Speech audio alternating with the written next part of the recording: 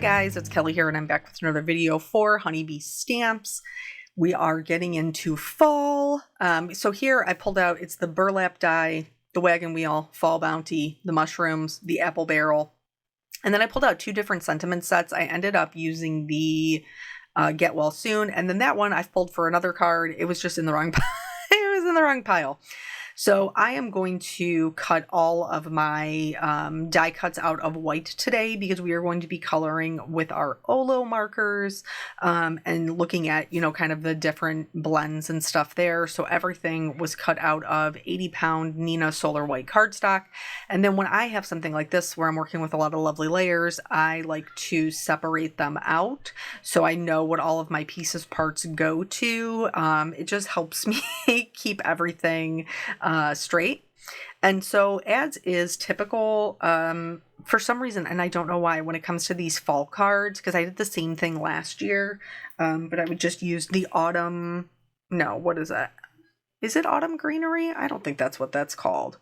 But anyway, I did flowers and the little apple barrel. And so true to form, I am trying to fit 10 pounds of produce in a 5-pound barrel. There's a lot going on in this card. I just couldn't stop myself. So anyway, so I like to, when I'm doing my lovely layers and I'm coloring them with alcohol markers, I like to go in with my lightest color, mark out where my shadows are going to be. And then that way I know as these things are layering on top of each other that I have really good placement for my shadows.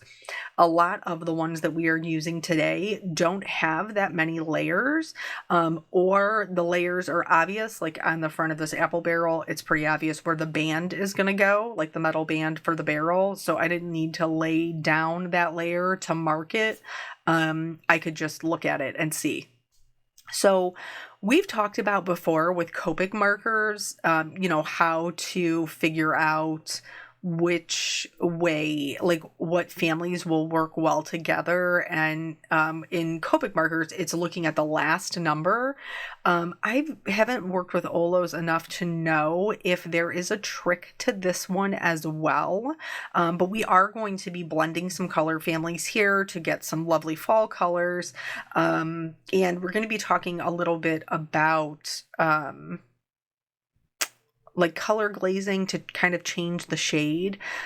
In the video that I did last year that I was just telling you about, where I did basically the same exact thing of putting too many elements in there, we talked about warm and cool colors. I'll link that to the end of the video if you are interested in seeing that. It's that one is with Copic markers. So if you don't have OLOs and you do have Copics, then you could use you know, that video as a good guide for color combinations. So OLO is like, they don't have as many colors out as Copic, which is totally fine. You don't need all of the Copic markers and you don't need all of the OLO markers either. But they are coming out with another 96. I am, as somebody who owns all of the ones that they have thus far, I am excited for the next 96 because I'm really, really hoping that they kind of expand on their browns. So this is a little bit warmer than I wanted it to be. And so in order to kind of knock that back, I'm going to have to do a little bit of glazing. For the metal barrel, I wanted to use the warm grays because I'm using a cooler brown for the wagon wheel, and so I thought that those would work really nicely together. And what I talk about when I talk about color glazing is putting one color over top of the other colors to change the hue. So basically we're putting one color over the top of another color to sometimes change the temperature. That's what we're doing today. Or sometimes to change the base of it. So some colors are based in warm color, some color based in cool colors. So this was too warm for me. So I chose a warm gray. So it's still going to be on the warm side. It's just going to be a little cooler and less orange than it was before. So I went with the 5 because that seemed like it was going to work well and not bleach out all my other shading. So I tried that. Sometimes we do have to try a couple of different things. I highly recommend, if you've never never done it before, and you've colored the whole thing like I did there with that apple barrel, I would highly recommend doing like a cheat sheet where you put out the colors you've used. So in our case, it was a lot of O's and ORs that were on the warmer side in the 3 section. I think we used a 3.8, a 3.7, a 2.7, that's super warm, and a 3.4, I think is what we used. And so I would like kind of lay all of those out together on like a pretty simple blend on just a scrap piece of paper. And then I would go over it like just a couple of lines of different grays to figure out which one was going to work the best. That's the best way to kind of try that out. So here, these are the grays that or the browns I was talking about before that are a little bit on the cooler side, but there's not a ton of them. And these are the 7 family. So this is the 7.8, 7.7, and 7.3. There's quite a gap between the 7.7 and the 7.3. I am hoping that they give us maybe a middle, like a 7.5 in between. But now I did, with the help of my wonderful sister, was able to get together the list of the individual markers. So I'll be listing them out individually as we go in the future. Before, I used to just link the whole collection because that's really all I had in my link list. For the middle of the wheel, I am going with a cooler gray. I will be using these same cool grays for my mushrooms, just a little bit on the lighter side of the family. So I wanted there to be some warm elements and some cool elements, and because we have one of the reasons why I chose the cooler browns for the wagon wheel and I wanted it to be a bit cooler for the apple barrel is because we have so many warm colors with fall.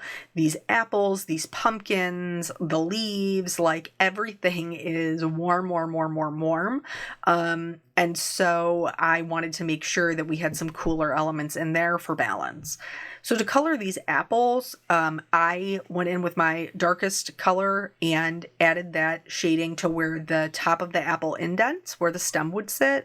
And then in the bottom, they have like the 3 little bumps. And I actually think there's a difference. Like there's four bumps or 3 bumps is like if they're male or female. I don't know. But anyway, there's something interesting about that if you want to Google it. I don't have all the information. But I do like adding a little bit of shading up from that bottom, kind of rounded around the sides. And then that way it's giving us a really nice shape. I did a little experimenting with a YG 2.3 and a Y 1.2, and then into kind of the reds. This did work fairly well because I was experimenting and this wasn't like I didn't have a tried and true combination of colors. I did try to keep the same kind of premise with the colors. The last number, like I went with a 2.3 and then a 1.2, so the 2 and the 3, and then the red that I blended it into was a 0.3. So I kind of followed that same thing and it did work fairly well. I will have to talk to, I don't know if any of you know Lori Craig. She works with OLO. She's endlessly talented. And so I'll have to speak with her and see if she has any other ideas for how to pick those families. But as of right now, following that same kind of rule where we, look at the number at the end does seem to be working for us. So for the mushrooms, I went again with these cool grays, trying to give them a little bit of texture. You can see the texture that's embossed into the bases.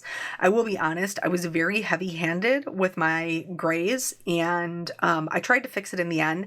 I think it does end up looking okay, but you should be aware that, if you wanted to read like truly white, probably be less heavy-handed with your C5. Is it the C5? Yeah, CG5. See, I have to learn the lingo, y'all. So here is where I went in with the C0 and I just went over the top of everything, just trying to lighten everything up. That did work somewhat, but like you can't you can't put white in where you color over it. You know what I'm saying? So for the tops of the mushrooms, I am adding that C5, C3, and then C1 to like coming over the tops of the edges. I'm leaving true white on the edges of those ones. And then for these ones, there's lots of kind of like little nooks and crannies. So I am adding that, you know, little bit where the dye dips in, I'm adding a little bit of shading, and then along the edges it has a lot of embossed detail, so I added some detail there. For the other one, I did the same thing as I did with the first one. I just kept the shading more toward the top.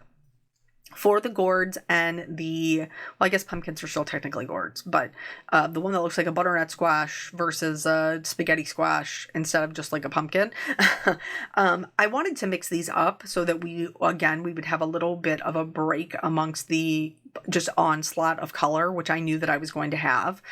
So I did two of my pumpkins orange, and then I did two of my squash like a warm gray, so almost like a kind of like a cream color, and then two of them I did green.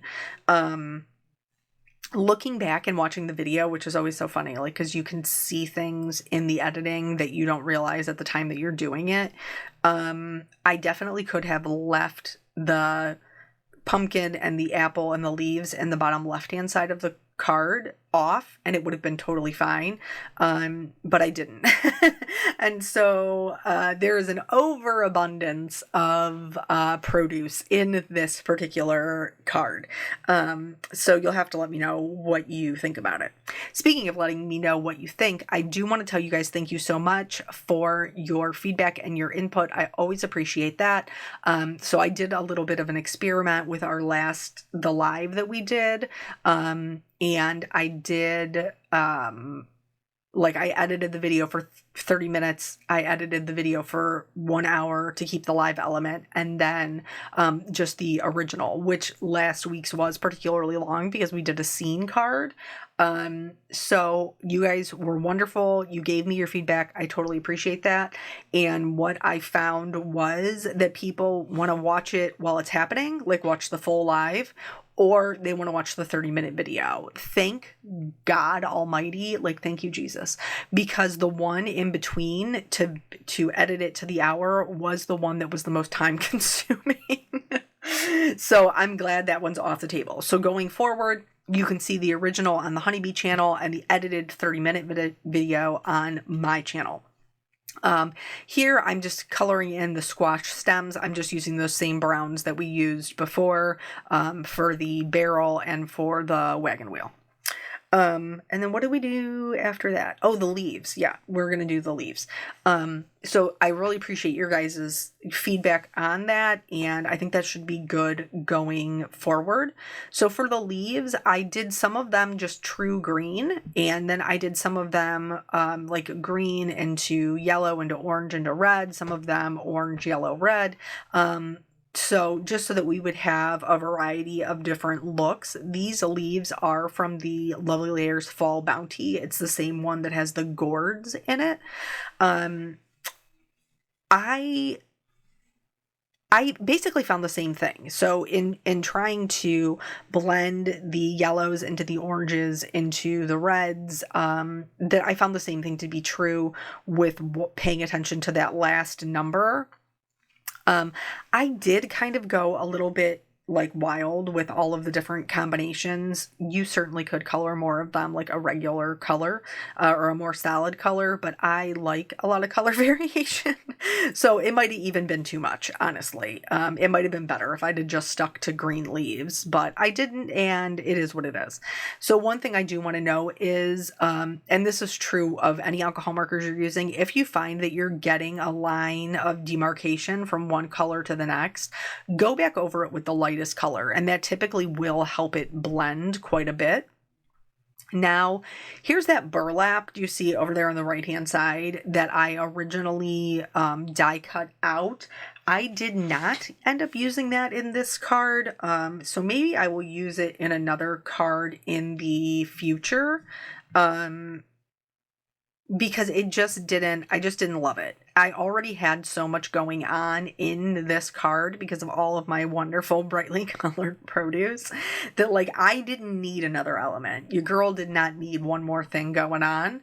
And so I decided to switch to a background that kept it super simple. I will show you just a very quick blurb of what that looked like in case you super love the layered vibe and you're like, no, I really wanted to see what that would look like with that other aspect. Something else to note, I did not put the apple barrel together. I made that mistake before. And because I need to slide my apples and my leaves and my things into the barrel, so I did not put them together. These come together, like I said, super quickly, and I didn't even cut stems for all of my apples. I just cut like one or two, because I was like, I don't need all of that. Maybe it would have been, I don't know, maybe it would have been better with the stems, because maybe it would have been something else to kind of break up the red and the orange, like all those bright warm colors. Something else that I'm super looking forward to with the next OLO releases, I hope that they release more purpley based reds. I prefer those to tomato reds, and right now tomato reds is really all we've got going on. So here, putting the stems on, again with the lovely layers. Honeybee always has all of the layering guides on their website, so you just go to the whatever set it is. In this case, like the Fall Bounty, open up that layering guide. It opens as a PDF. You can save it as a PDF. You can print it, and keep it with your set, whatever is easiest for you. I chose to go with You're on My Mind and In My Heart for my sentiment. I have a friend who's kind of going through a hard time, and I didn't want to send a like more muted, like woe is me kind of thing, because that's just not the kind of person she is. She's a bright color kind of person. So I decided that this would be a fun card to send to her, and she could leave that out during the fall season. So I did stamp it on craft cardstock, and stamped it with our brilliant white pigment ink. Why can't I think? So here's that little sneak peek of seeing everything together. Didn't love that. It was just a little bit too busy. So I am going to switch over to doing just a simple ink blended background, a little bit of green toward the bottom, a little bit of blue toward the top, and then some little spatters of water and perfect pearls, because shine, hello, that I'm just a shiny person. And so is my friend. So yeah, it's going to be like, I feel like it's a super busy week, and it's already Tuesday, and it's only Tuesday and I'm already overwhelmed. Yesterday we didn't do the premiere. Yesterday we're doing it today instead, because I was over in the unboxing for the SCT event I'm teaching for Honeybee. So I was over there doing that, and then I have another couple of videos that are due toward the end of the week. So hopefully you're not sick of seeing me, because you're gonna see me a lot. And then we also have the live tomorrow, and that is 1 p.m. Eastern time. And we will be seeing a little sneak peek of the upcoming release. So if you're interested in checking that out, I hope that you can stop by. I know that it doesn't always work with everybody's schedules, and I completely understand that. So you can always catch the replay also if you want to see the little sneak. But those are always super fun to do. Several of you have asked me in the lives. I do believe we finally have a release date, which is going to be the 24th, September 24th. So it is going to be coming up pretty quickly. So we will do the release party, I believe that night. And yeah, so exciting stuff. Exciting stuff coming up. So here I'm just showing you kind of how I'm arranging all of the items into the barrel. So I'm just gluing them down, and if I need to kind of like, I'm not putting a ton of glue on them, because I might need to like pry up a corner to slide a leaf behind or something like that. I am totally aware of how I normally put my cards together. If you are a person who like you're like, I know I want to line it all up, and then I just want to be able to glue it exactly as I left it. Try the hinge method.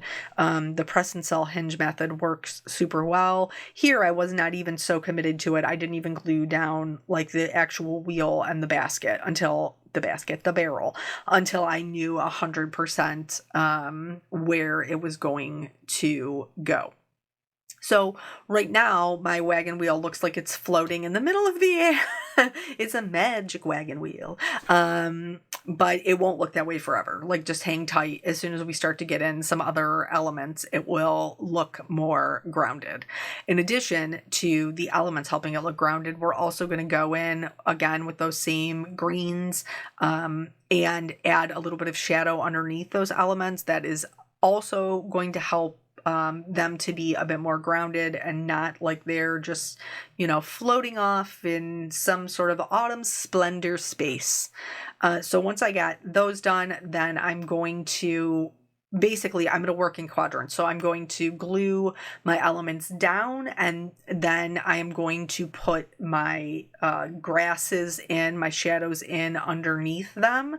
And then I'll move on to the next kind of space, glue those down, and add in my extra shadows. You could not glue them down and just kind of ballpark where they're going to be just by holding them there. That would also be fine, because here I made a little boo-boo, and I'm just, you guys know I like to leave all the things in.